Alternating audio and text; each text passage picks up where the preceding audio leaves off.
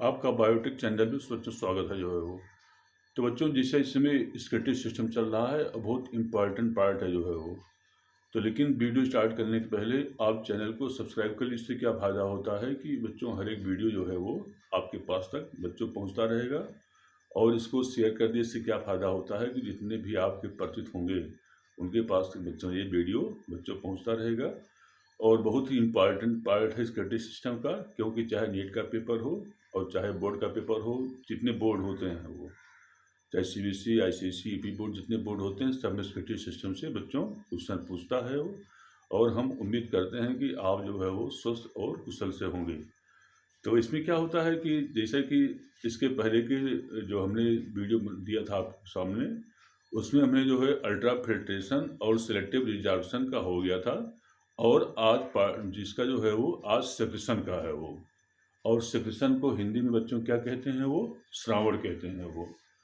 तो जैसा कि बच्चों श्रावण जो होता है, श्रावण होता है वो, तो उसमें क्या होता है कि इसमें क्या हो गया, एबोमेन कैप्सूल हो गया। और यहाँ पर ग्लोमेरुलस हो गया, माने केश का गुच्छ होता है वो।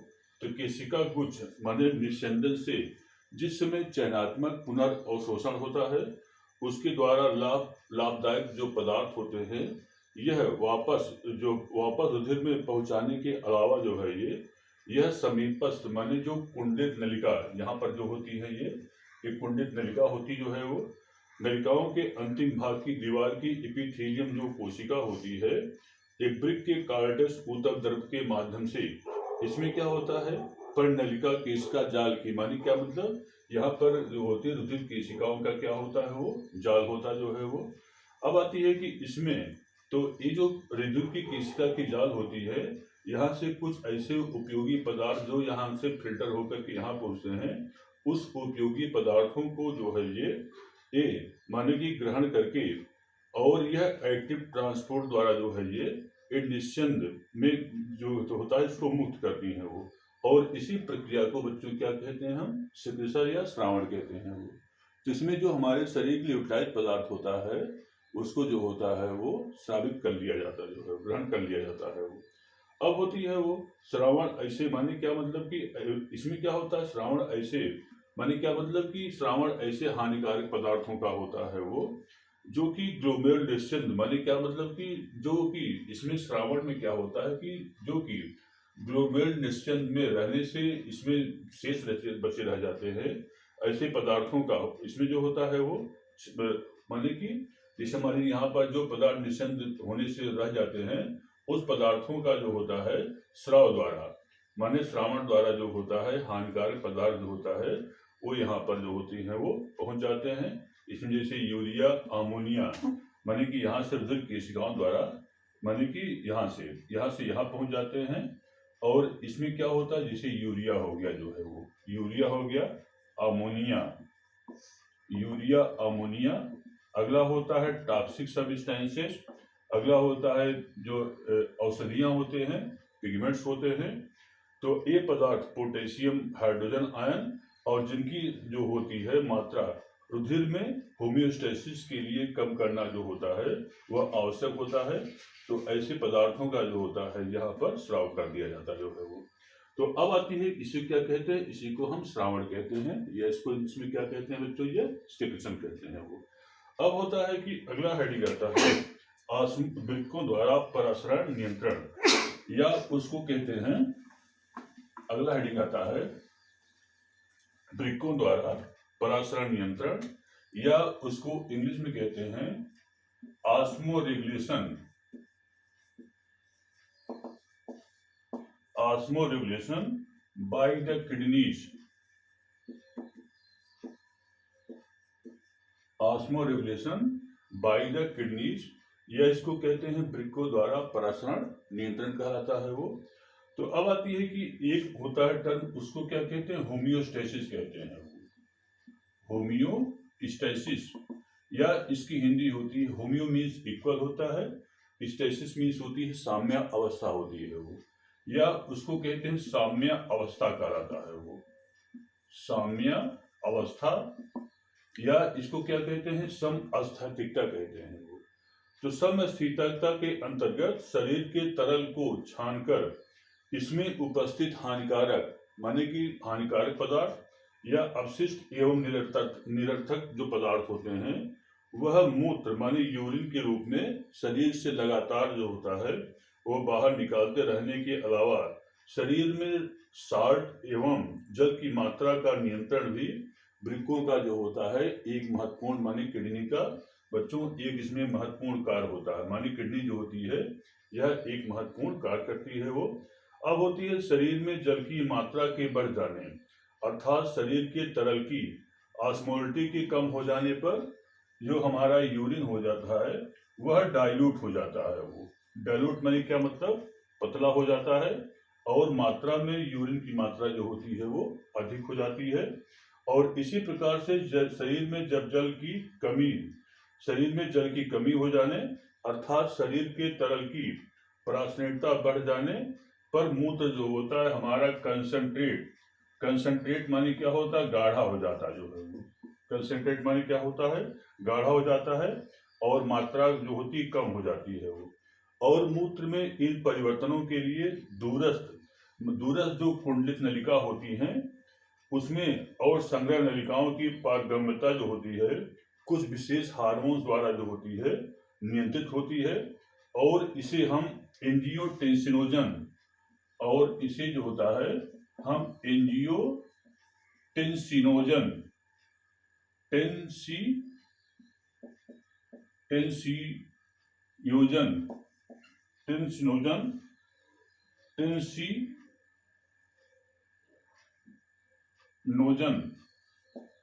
इसको कहते हैं फर्स्ट और टेंसिनोजन फर्स्ट और इसके टेंसिनोजन सेकंड होता जो है ये वाला होता है टेंसिनोजन second.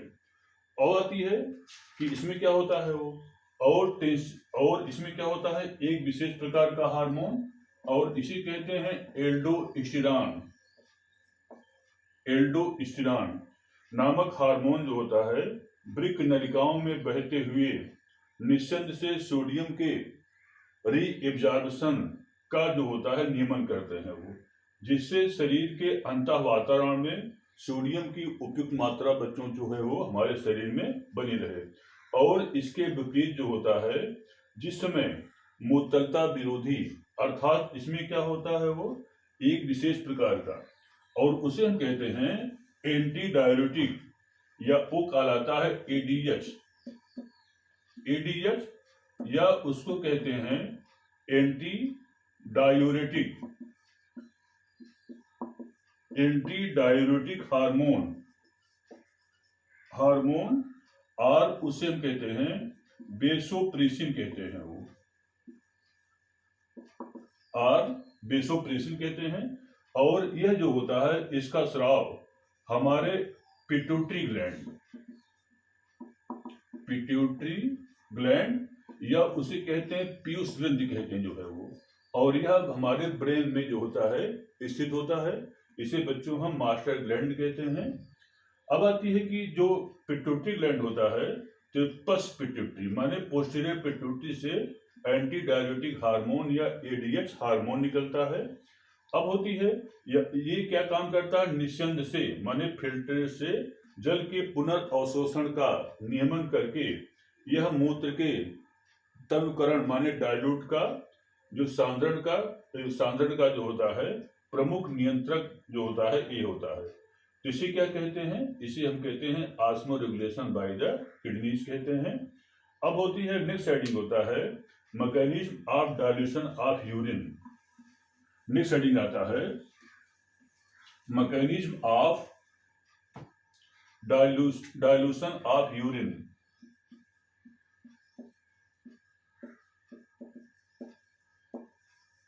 Mechanism of dilution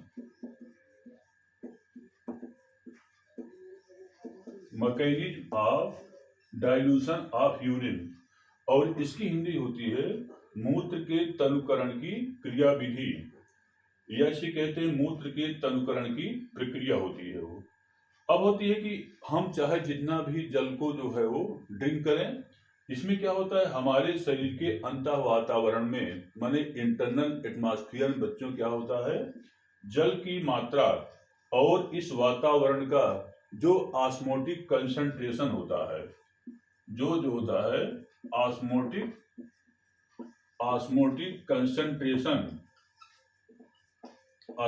concentration होता जो है वो, अर्थात इसकी ऑस्मोलिटी जो होती है वह लगभग 30 ml माने 300 मिली ऑस्मॉल 300 मिली ऑस्मॉल पर लीटर जल होती जो है वो। अब होती है शरीर में जल की मात्रा जब बढ़ जाती है, वो बढ़ने पर और जब यह पराशरणता कम होने लगती है वो, तब उस बच्चों क्या होता है, एडीएच माने एंटी डायरेटिक हार्मोन, और ये हार्मोन जैसा कि मैंने बताया बच्चों कि इसका स्राव जो है पोस्टीरियर पिट्यूटरी ग्लैंड से होता जो है वो। तो अब होती है इसमें क्या होता है, एडीएच का स्रावण जो होता है ये बहुत कम, किंतु जो होता है एल्डोस्टेरॉन का स्रावण जो होता है अधिक होने लगता है वो। इससे जो दूरस्थ कुंडलित नलिका होती हैं, माने कि जो यहाँ पर दूरस्थ कुंडलित नलिका होती हैं जो है वो नेफ्रॉन की, उसमें क्या होता है कि अंतिम भाग और संग्रह नलिकाओं में सोडियम पोटेशियम और क्लोराइड माने सोडियम पोटेशियम और क्लोराइड का रीएब्जॉर्प्शन तो अधिक होता है वो, माने कि एक बढ़ जाती है। लेकिन जल के लिए जो होता है इन भागों की दीवार जो होती है वो क्या होती है, अपारगम्य या इम्परमेबल हो जाती है वो। अतः हेनले के लूप से दूरस्थ कुंडलित नलिका में पहुंचने वाला जो होता है निम्न वली निश्चिंद दूरस्थ कुंडलित नलिका और संग्रह नलिका में अधिक पतला होकर के मूत्र को तंग के रूप में क्या करता है वो उत्सर्जित होने लगता है वो, और इससे ऑस्मोलरिटी या पराशरणता घट करके यह बच्चों जो होता है 65 मिली ऑस्मॉल पर लीटर जो है वो जल तक हो जाती जो है वो। और इसी क्या कहते हैं, mechanism of dilution of the बच्चों से क्या कहते हैं वो यूरिन कहते हैं। ये बहुत इंपॉर्टेंट होता है वो। तो नेक्स्ट हेडिंग आता है डायबिटीज इंसिपिडस, और उसको कहते हैं शुगर या डायबिटीज बीमारी होती है। नेक्स्ट है डायबिटीज इंसिपिडस।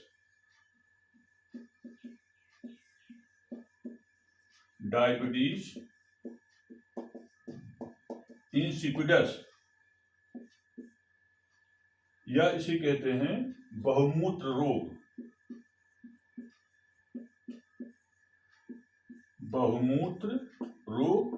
या इसकी इंग्लिश होती है डायबिटीज इंसिपिडस होता जो है वो। तो अब होती है कि हम लोग सामान्य जो होता है दिन भर में लगभग 1.545 लीटर जो है मूत्र का उत्सर्जन करते हैं वो। अब होती है कि मूत्र की मात्रा, अगर यूरिन की मात्रा इससे बढ़ जाती है तो इस कंडीशन को इसको हम डायूरिसिस या उसको मूत्रता रोग कहते हैं वो। उसको जो होता है माने इससे अधिक मूत्र निकालने को इसको हम डायूरिसिस या इसको बच्चों क्या कहते हैं वो मूत्रता रोग कहते हैं वो। अब होती है कभी कभी क्या होता है एडीएच माने एंटी डायरेटिक हार्मोन, कभी कभी एडीएच के नियंत्रण में जो है वो गड़बड़ हो जाने या ऑपरेशन आदि के कारण जो होता है वो शरीर में जल की मात्रा काफी बढ़ने लगती है वो। इससे क्या हो जाता है हाइपरटेंशन या उसे क्या कहते हैं तनाव कहते हैं वो। हाइपरटेंशन हो जाता जो है वो। ऐसी दशा में मूत्र की मात्रा बढ़ाने के लिए यूरिया, सुक्रोज, मैनिटॉल आदि डायूरेटिक पदार्थ जो होता है रुधिर में पहुंचाए जाते हैं वो। अब होती है वृक्क इन पदार्थों का उत्सर्जन करते हैं और इन्हीं के साथ जल की भी अधिक मात्रा बच्चों क्या होती है वो उत्सर्जित होती है, और चाय इत्यादि लेने से भी जो होता है वो ये कैफीन से भी डायबिटीज हो जाता है। तो बच्चों बड़ा खतरनाक बीमारी है, तो आज के लिए पर्याप्त है वो। तो बच्चों से लाइक करना भूलिएगा। धन्यवाद।